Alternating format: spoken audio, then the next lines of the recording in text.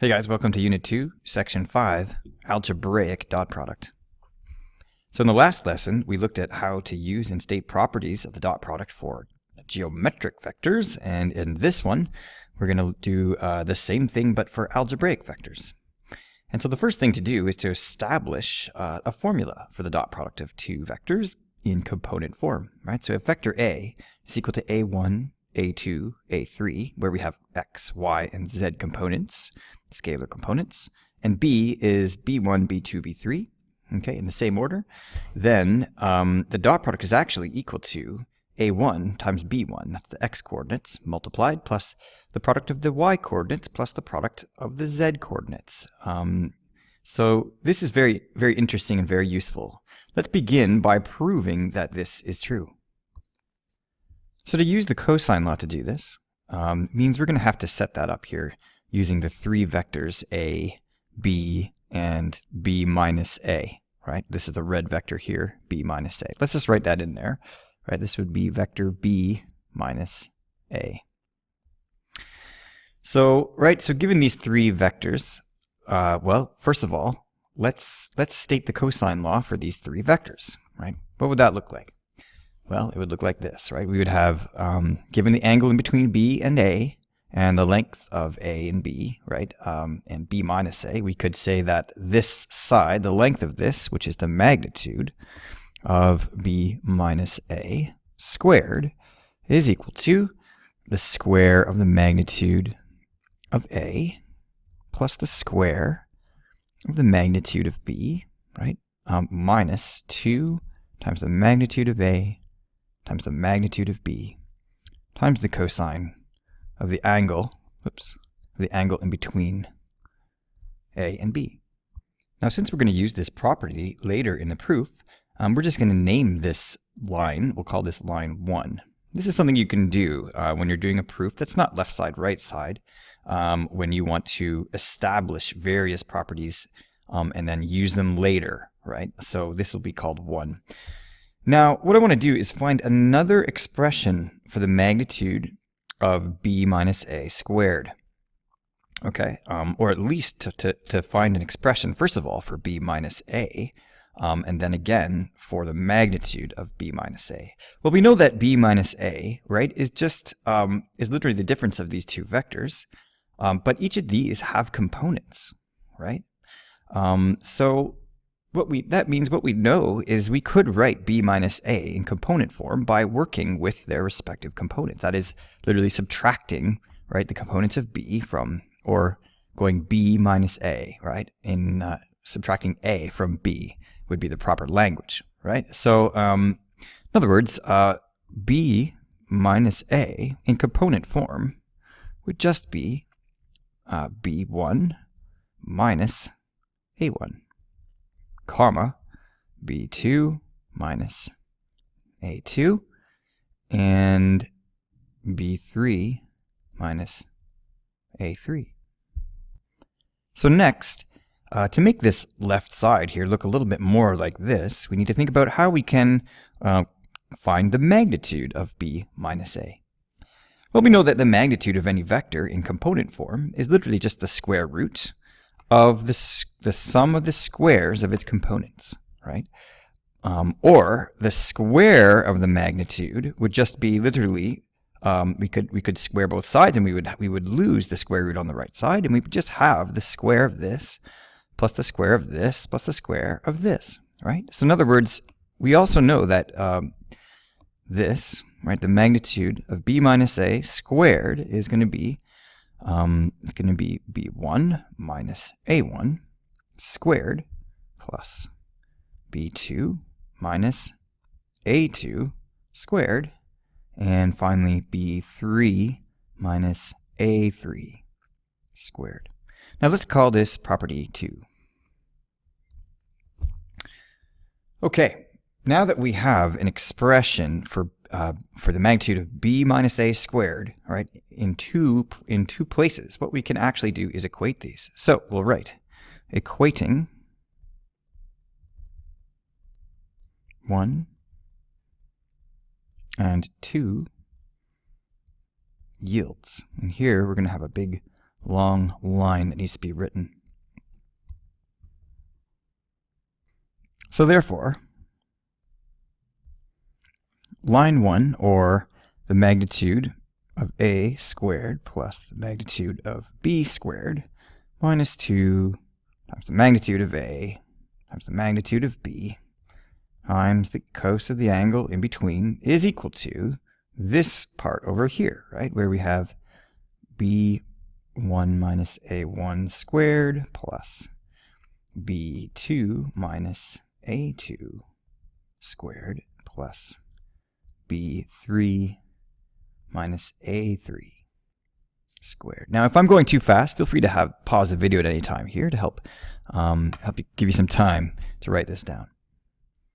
So you might be saying now at this point, Mr. Baker, how come we can make an equation like this? In the proofs that we've done before, we couldn't just create an equation out of our left side and right side. And the reason is because in our proof, what we've done up here, right, is we've established that that these two things are equal, right? We've written an expression for b minus a, the magnitude of that squared, two different ways, right? So we've established equality here as part of the proof, and so that's why we can write this equation as part of our proof.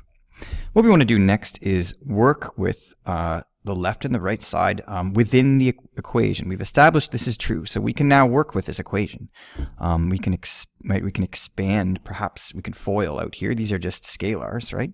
On the left side, maybe we can find an expression for the magnitude of a squared and b squared. And of course, we'll start with that. So the magnitude of a squared is really in the same way that we found the magnitude of b minus a squared. We can do the same thing with just plain old a squared, right? We know these are the components, a1, a2, a3. And so the square of the magnitude, again, is just going to be the square of each of the components, right? The sum of those things. And so really, so this is going to become a1 squared, right, plus b, or rather a2 squared plus a3 squared. And b, the magnitude of b squared, is just going to be equal to b1 squared plus b2 squared plus b3 squared. Okay, now do you recognize this, right? We've used this property a couple times already, right? This is the geometric definition of the dot product of the vectors a and b, right? These are tail to tail, so we know this is the angle in between, theta. And so we can literally just replace, right, this expression with the dot product. So we can go minus 2, right? This part here, not including the minus 2. This part is the dot product. So this is 2 times the dot product of a and b. Okay, now on the right side, what we're going to do next is do a bunch of FOIL, right?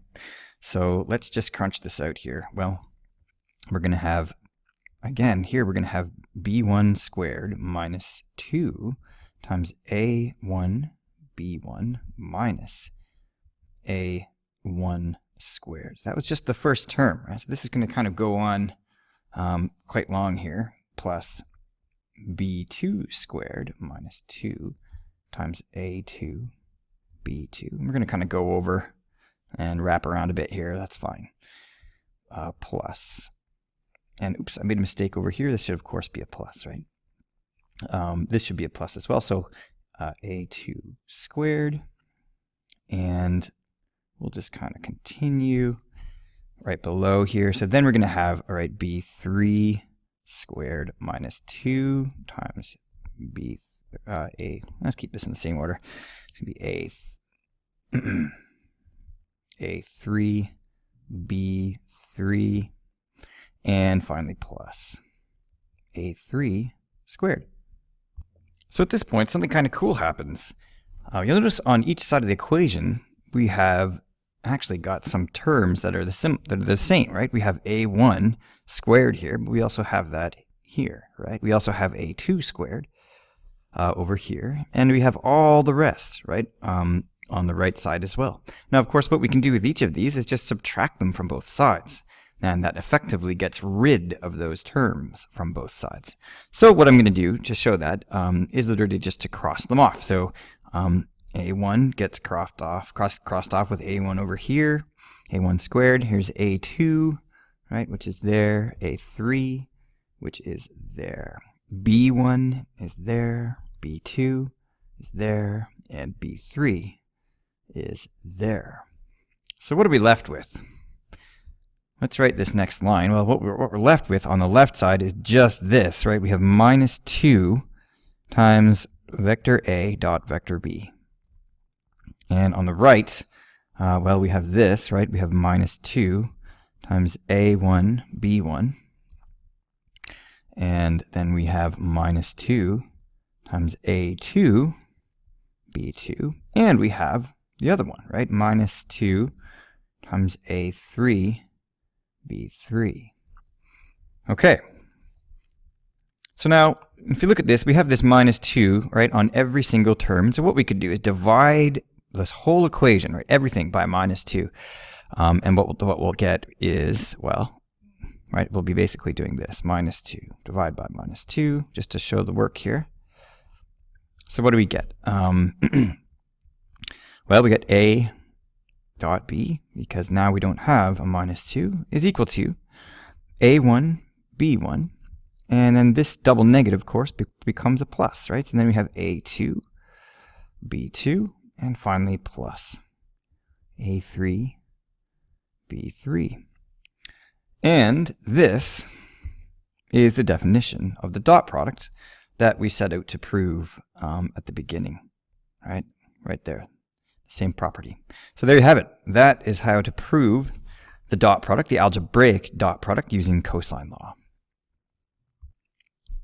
And down here at the bottom, I just have a statement of that, of the basically the two-dimensional version and the three-dimensional version of the dot product, this time using x sub 1, y sub 1, etc., which I probably should have done up here. But in any case, and theta is the angle in between A and B. Okay, let's go on to some examples.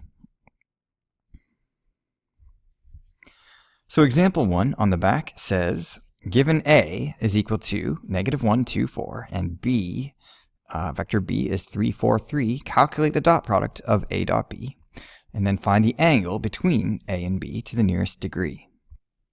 So how could we do this? Well, we know that the dot product of A and B, vectors A and B, is just literally the sum of the product of all of its components, right? This one, -1 times 3, plus 2 times 4, plus 4 times 3. That's literally the algorithm. It's so simple. Let's write it out one time here. So A dot B is equal to, and I'll use the x, y, z versions here. So we'd have, right, if we had, let's say we have x1, y1, z1, and we'll call this x2, y2, z2. Then the dot product would be x1 times x2 plus y1 times y2 plus z1 times z2. Okay, so we would have this times this, right? -1 times 3 plus 2 times 4 plus 4 times 3. And this kind of crunches out to -3 plus 8 plus 12, which is equal to 17. Okay, now we've also been asked to find the angle in between A and B to the nearest degree. And as soon as you're asked that, right, what you should automatically think of is the geometric definition of the dot product, because that one has the cos of the angle in between the two vectors. So in other words, well, we know that A dot B is also equal to the magnitude of A times the magnitude of B times the cos of the angle in between. Okay, so in other words, well, we want to figure out theta, right? We've been asked for this right here. So if we knew all these other things, then we'd be able to take the cosine inverse and find our angle. But actually, we've already found a value for A dot B because we had the components of those vectors, right? That's 17. So we know the left side is already this. And we, of course, can find the magnitude of A and B because we have the vectors, right? A and B. So let's go ahead and calculate the magnitudes of A and B. So vector A, let's do this on the side here. Vector A, the magnitude of that is going to be the square root, right, of, of the square of A, or x1 in this case, right? So negative 1 squared plus 2 squared plus 4 squared, which is equal to square root of 21. 16 plus 4 plus 1. Magnitude of B, again, just a simple magnitude here, right? We can have 3 squared plus 4 squared plus 3 squared, which is equal to, in this case, root 34. Okay. So in other words, we can take these and we can plug them in back here, and we know that this is 17, so we'll start on the left. 17 equals magnitude of A, which is root 21, magnitude of B, root 34, times the cos of theta. Okay, solving for cos theta yields 17 over the square root of 21 times the square root of 34. And using cos inverse, gives us a value of approximately 50.5 degrees. There we go. So we've calculated the angle and the dot product of A and B. So example 2 says, for what values of k are the vectors A and B perpendicular? Notice how right, A has 3 scalars, but B has a variable k, right? So we don't know what the y coordinate of B is. And of course, this is good. We need a k in here somewhere, or else this question would make no sense. Now, remember that when you have 2 vectors that are perpendicular, their dot product is 0. And so anytime you see this word perpendicular, okay, you should be thinking, 0 dot product, right? That's the very first thing. So we know that A, right, dot B is equal to 0. But we also know, right, that we know the values, the components of A and B. This is an algebraic dot product that we can do here. So we're going to have this dot, this 3, comma, k, comma, minus 2 is equal to 0. Okay, so now we can multiply each of the components and add them all up. So we're going to have minus 1 times 3, so that's negative 3. We're going to have 3 times k, so we're going to go plus 3k. And finally, well, this is going to be positive 8. We've got to add that, so we're going to end up with this. Okay, so we can add, right, we can add 8 and minus 3. That's going to give us 3k plus 5 equals 0. And we're almost there, right? We have 3k equals minus 5, and k equals negative 5/3. And that is a value of k that would make these vectors perpendicular. This is a process that we're going to end up using, especially in Unit 3, quite a lot, when we actually have to figure out how to change lines and planes and various shapes to make them perpendicular, to force them to be perpendicular. So anyway, let's look at example 3. For what values of m are the vectors x and y perpendicular? So this time, notice how there's actually a couple of these m's, right? There's 2 of them in x, and there's 1 here. Well, let's just follow the same process. We know that x dot y must be 0, right? So m, comma minus 3 dot m, comma minus 3, comma 6 equals 0. So m times m, m squared, all right, plus m times negative 3, so that's minus 3m, and minus 18, right, negative 3 times 6 equals 0. Okay, look at this. We have a grade 10 question, right? It's a quadratic equation. So maybe this will factor, right? Well, let's try it. This is simple factoring, if it does work. So we need 2 numbers that multiply to minus 18, but add to negative 3. Well, 3 and 6 could fit the bill. Of course, we want 6 to be the negative one, right? So that they would add to minus 3, right? So we're going to have plus 3 minus 6, right? And either of those could work, right? I think in this case. So we can say, therefore, m equals the set of -3, 6. Okay. Example 4. A parallelogram has its sides determined by a equals 6, 1 and b equals -1, 3. Determine the angle between the diagonals of the parallelogram formed by these vectors. So if we need to find the angle between the diagonals of the parallelogram, well, we should start by drawing this parallelogram. So let's draw vector A, and I'll use red for this. So vector A is 6, 1. So starting from 0, we're going to go all the way over to 6 and up to 1. And we'll use blue for vector B. Well, that's -1, 3, right? So we want to go back 1 and up 3, about there. So of course, to make a parallelogram, we have to do this again, right? So I'll draw another blue one, basically to the left one and up 3, just like the last time. And then we'll draw A again from here, from -1, 3, all the way over to the end of the parallelogram at the far side. So next, let's draw the diagonals. So do these in green. So we're going to, of course, have one going across there. Oops, that didn't work so well. Let's try that again.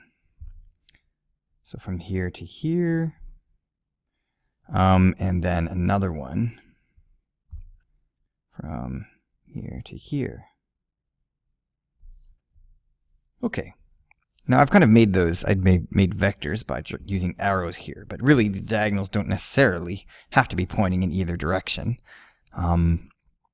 Now the question says, determine the angle between the diagonals of this parallelogram.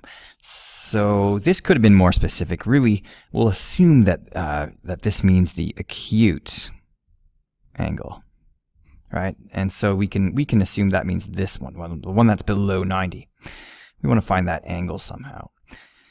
Now, in order to do this, what we have to do is work somehow with A and B, which we should label, obviously, right? So let's put A and B out here. So we know that this one was A, right down here. This one was B. So the temptation now, right, might be to use the dot product formula, the geometric one, with vectors A and B. But of course, if we did that, we would be finding this angle, right, in between A and B, which is not the same angle, right, as the one between the diagonals. So we need to figure out a way to represent each of these, right, in terms of A and B, right, for which we have coordinates. So let's look at this. Well, obviously, this one from the origin here all the way to the end of the parallelogram, well, we know that's just the sum of A and B by the parallelogram law, right? So this diagonal, right, this one is just A plus B, right? So let's write that. So A plus B is equal to, and we can just compute this by adding the components, right? It's going to be 6, 1 plus -1, 3, which is equal to 5, 4. All right. Well, what about this diagonal, right along here? All right. Well, let's think of the tail actually being here and the head being here. Now, why? Well, the reason is because, right, if we do that, if we make the tail here, then if we were to slide this whole vector down so that its tail was right here, right, and it was pointing out like this, then we could see that these would be tail to tail, right? So it would be the same angle, right? Or you could think of this as really just, if we move this tail to the origin, right, instead of looking at this as a displacement, if we made it into a position vector, it would just go from there and be parallel. Let's draw that for a moment, right? So this vector, eventually we're going to have components for this vector. And it's going to look exactly the same as this one, right? Just with its tail at the origin. And so this angle here, theta, right, is also this angle right there. So in any case, what we just need to do is figure out, right, the coordinates of this vector as a position vector, right? Well, we know that when we have two vectors and they're connected like this, the heads are connected by another vector, you just look for the head of the vector, which is over here, and we would go A minus B, right? So this is really, right, this is really just A minus B, right? Head minus tail. Okay, so let's compute this. So A minus B is equal to 6, 1 minus -1, 3, which equals, well, this time we're going to get 7, right? And finally -1 minus 3, which is -2, right? And that should be the coordinates of what we have here, yeah, right? So this is, in fact, right, this is 7, -2. Great. So next now, we need to use the geometric version of the dot product to find the angle between these two vectors, 5, 4, and 7, -2. So let's have a quick look at that again, right? If we come back, right, we know that it's this, right? Magnitude of the first times the magnitude of the second times the cos of the angle in between. Or we could just write this as the cos theta is equal to the dot product divided by each of the magnitudes, right, of those two vectors. Right? So we're going to need to know the magnitude of each of the vectors. Let's do that next, right? So if we go down here, here we go. Well, the magnitude of 5, 4, right? This is just going to be the square root of 5 squared plus 4 squared, right? Which is going to be 25 plus 16, right? Which is the square root of 41. Well, the magnitude of 7, -2 is going to be 7 squared plus -2 squared. 49 plus 4, so we have the square root of 53, right? Okay, and we're also going to need to know the dot product of these two vectors. So let's compute that too, right? So 5, 4 dot 7, -2 is equal to, well, it's just going to be 5 times 7, 35, plus 4 times -2, right? So that's going to be -8, which is 27. Okay, let's put this all together now, right? So we know that this is our dot product. 27 is going to be equal to the magnitude of the first, root 41, times the magnitude of the second, which is root 53, times the cosine of the angle in between these vectors, the vectors, which we've defined over here, right? And so when we compute this, divide both sides by these roots and take, pardon me, we're gonna see it like this, right? 27 over root 41, root 53, and we end up with theta is approximately 54.6 degrees. And there we have it. That is the angle in between, the acute angle in between the diagonals of these two vectors that are formed by the parallelogram, right? The parallelogram that's formed by A and B, I should say. So here are your practice questions, page 385. Good luck with those. And of course, as always, feel free to send me questions or ask in class. Good luck.